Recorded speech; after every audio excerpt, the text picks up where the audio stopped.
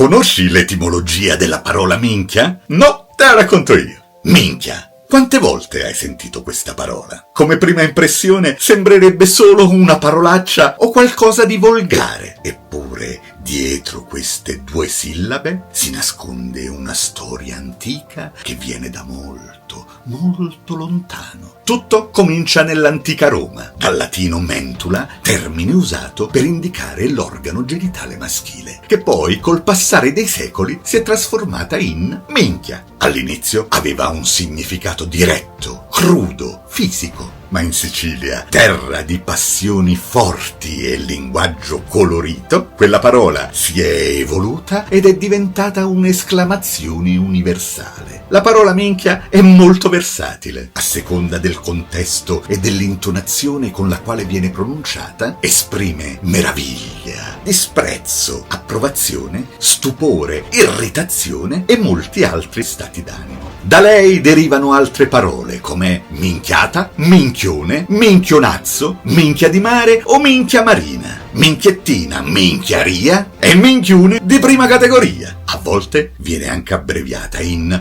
mi. Spero di averlo detto bene. Se ti è piaciuta l'etimologia della parola minchia, seguimi, così potrai ascoltare le prossime etimologie che spiegherò.